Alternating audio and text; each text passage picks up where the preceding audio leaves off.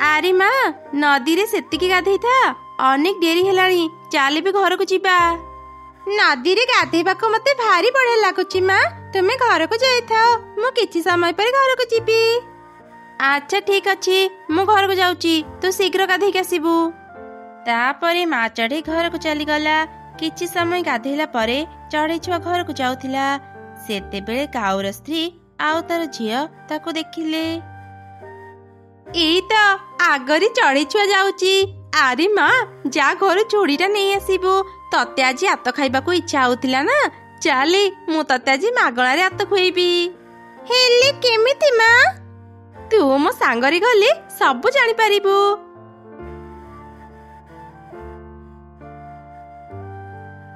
ଏମିତି କଥା ହେଇ ସେମାନେ ଝୁଡ଼ି ଧରି କୁନି ପାଖକୁ ଗଲେ।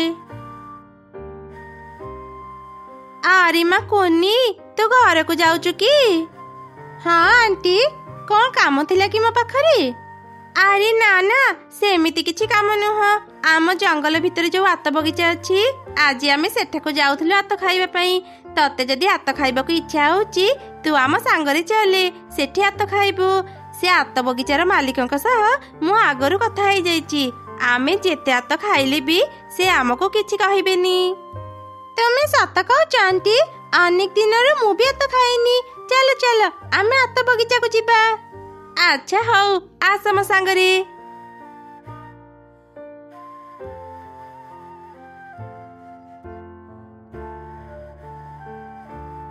କୁନି ତୁ ଯା, ସେ ଗଛରେ ବସି ଆତ ଖାଇବୁ, ସେ ଗଛର ଆତ ପାଚି ଯାଇଛି, ଆମେ ଏଇ ଗଛରୁ ଆତ ତୋଳୁଛୁ। ଆଚ୍ଛା ଠିକ ଅଛି ଆଣ୍ଟି।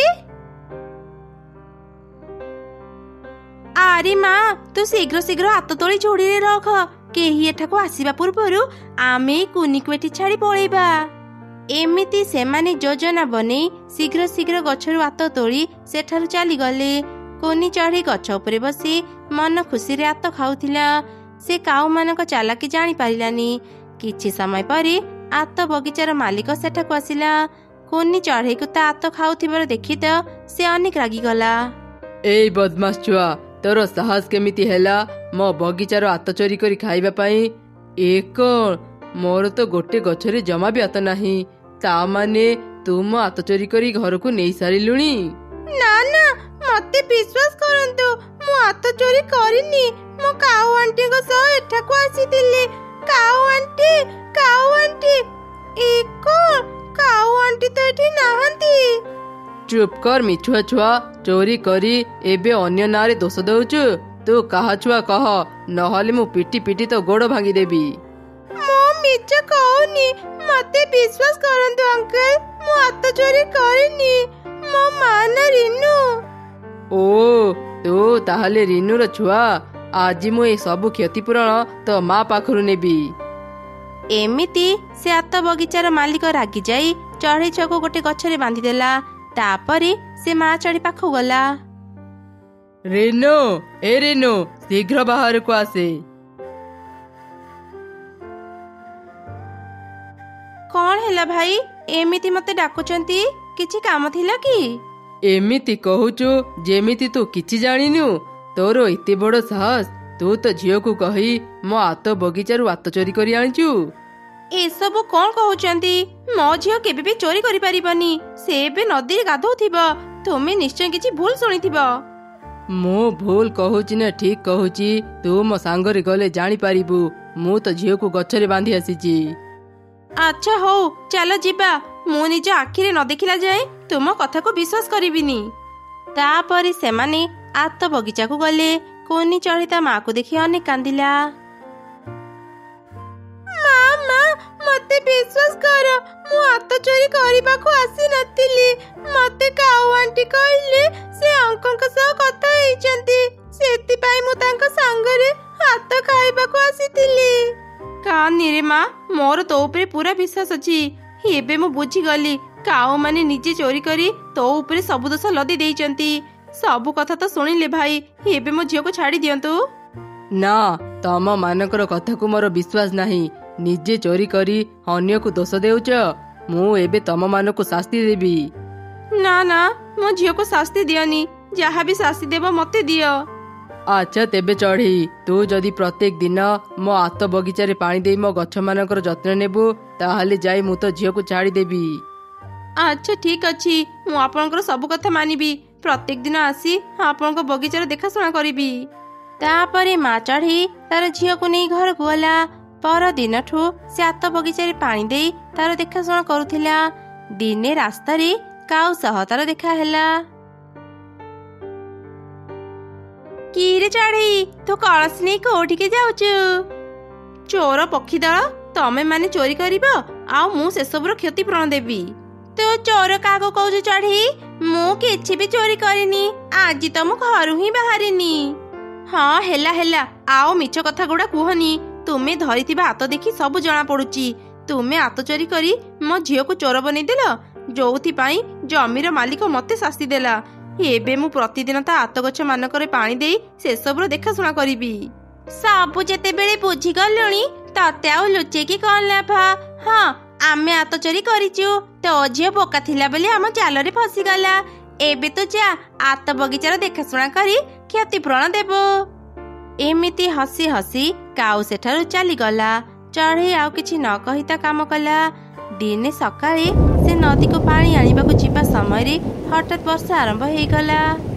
ଆରେ କଣ, ସକାଳୁ ହଠାତ୍ ବର୍ଷା ଆରମ୍ଭ ହେଇଗଲା? ବର୍ଷା ହେଇକି ଭଲ ହେଲା, ଆଉ କଷ୍ଟ କରି ମତେ ଗଛରେ ପାଣି ଦେବାକୁ ପଡ଼ିବନି।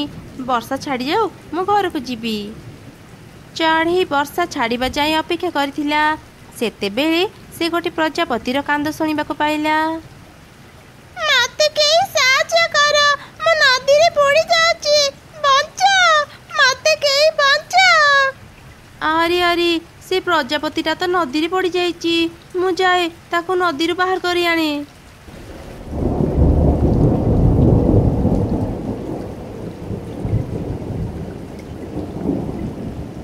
ତୁମକୁ ଅନେକ ଅନେକ ଧନ୍ୟବାଦ ଚଢ଼େଇ।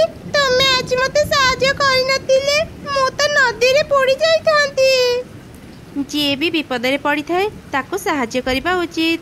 ମୁଁ ବି ଆଜି ସେମିତି କଲି। ହେଲେ ପ୍ରଜାପତି, ତୁ ନଦୀରେ କେମିତି ପଡ଼ିଲୁ? ମୁଁ ନଦୀ ପାର ହେଉଥିଲି, ସେତେବେଳେ ବର୍ଷା ଆରମ୍ଭ ହେଇଗଲା। ମୁଁ ସେଇ ବର୍ଷା ପାଣିରେ ଭିଜି ନଦୀରେ ପଡ଼ିଗଲି। ଏମିତି ସେମାନେ କଥା ହେଉ ହେଉ ବର୍ଷା ଛାଡ଼ିଗଲା। ଆରେ ଚଢ଼େଇ, ତୁମେ କଣ ସକାଳୁ ସକାଳୁ ପାଣି ନେବାକୁ ଆସିଥିଲ? ହଁ, ମୁଁ ପ୍ରତିଦିନ ସକାଳେ ନଦୀରୁ ପାଣି ନେଇ ଆତ ବଗିଚାକୁ ଯାଏ। ଆଜି ବର୍ଷା ହେବାରୁ ମତେ ଆଉ କଷ୍ଟ କରି ଗଛରେ ପାଣି ଦେବାକୁ ପଡ଼ିବନି। ଏବେ ମୁଁ ଘରକୁ ଯିବି। ଓ ଆଚ୍ଛା ଚଢ଼େଇ, ତୁମେ ତାହେଲେ ଏ ବର୍ଷ ଆତ ଚାଷ କରିଛ? ନା ନା, ମୁଁ ଆତ ଚାଷ କରିନି। ଏମିତି ଚଢ଼େଇ ପ୍ରଜାପତିକୁ ସବୁ ଘଟଣା କହିଲା। ଆରେ ଆରେ, ସେ ପକ୍ଷୀଟା ତ ବହୁତ ଦୁଷ୍ଟ, ତାକୁ ଉଚିତ ଶିକ୍ଷା ଦରକାର। ଚଢ଼େଇ, ତୁମ ଝିଅକୁ ନିର୍ଦ୍ଦୋଷ ପ୍ରମାଣ କରିବା ପାଇଁ ମୋ ପାଖରେ ଏକ ଉପାୟ ଅଛି। ମୋ ସାଙ୍ଗରେ ଆସ।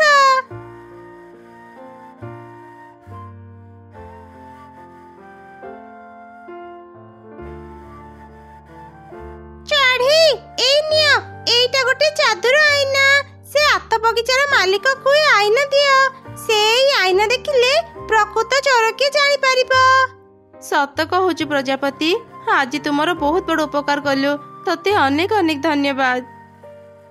ତାପରେ ଚଢ଼େଇ ଶୀଘ୍ର ସେ ଯାଦୁର ଆଇନା ଧରି ଆତ ବଗିଚାର ମାଲିକ ପାଖକୁ ଗଲା। ଆଉ ତାକୁ ସବୁ ଘଟଣା କହି ସେ ଆଇନା ଦେଲା। ସେ ଆଇନାରେ କାଉମାନେ କେମିତି ଚୋରି କରୁଥିଲେ ସବୁ ଦେଖାଯାଉଥିଲା।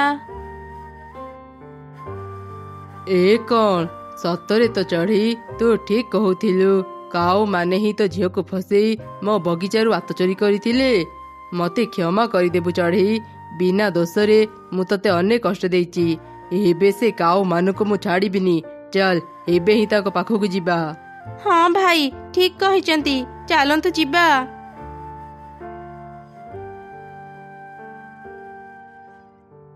ଏ କଣ, ତମେ ମାନେ ହଠାତ୍ ମୋ ଘରକୁ କେମିତି ଆସିଲ? ଆମେ ପ୍ରକୃତ ଚୋରକୁ ଶାସ୍ତି ଦେବା ପାଇଁ ଆସିଛୁ। ଦୁଷ୍ଟ ପକ୍ଷୀ, ନିଜେ ଚୋରି କରି ଚଢ଼େଇ ଛୁଆକୁ ଦୋଷ ଦେଉଛୁ। ଚଢ଼େଇ ଏ ଯାଦୁର ଆଇନା ଆଜି ଆଣିଲା ବୋଲି ମୁଁ ତମମାନଙ୍କ ବିଷୟରେ ସବୁ କିଛି ଜାଣିପାରିଲି। ଇଏ ମାନେ, ମୋର ଭୁଲ ହେଇଗଲା। ମତେ କ୍ଷମା କରିଦିଅନ୍ତୁ ଭାଇ। ଆମେ ଏମିତି ଭୁଲ ଆଉ କେବେ କରିବୁନି। ସତ କହୁଛି, ତୁମ ଆତ ବଗିଚାକୁ ଆମେ ଆଉ କେବେ ଯିବୁନି। ନା ମୁଁ ତତେ କ୍ଷମା କରିପାରିବିନି। ନିଜେ ତ ଚୋରି କରୁଛୁ, ଛୁଆଙ୍କୁ ବି ଚୋରି କାମ ଶିଖଉଛୁ। ତୋ ପାଇଁ ମୁଁ ନିର୍ଦ୍ଦୋଷ ଚଢ଼େଇକୁ ଶାସ୍ତି ଦେଇଛି, ଏବେ ତୁ ଶାସ୍ତି ପାଇବୁ। ଆଜିଠୁ ତୁ ମୋ ବଗିଚାରେ ପାଣି ଦେଇ ମୋ ଗଛମାନଙ୍କର ଦେଖାଶୁଣା କରିବୁ। ମୋ ବଗିଚାରୁ ଯଦି ଗୋଟେ ହାତ ହଜେ କି ଚୋରି ହୁଏ ତାର କ୍ଷତିପୂରଣ ତୁ ଦେବୁ। ଏମିତି ଶୁଣି କାଉ କାନ୍ଦି କାନ୍ଦି ଆତ ବଗିଚାକୁ ଗଲା।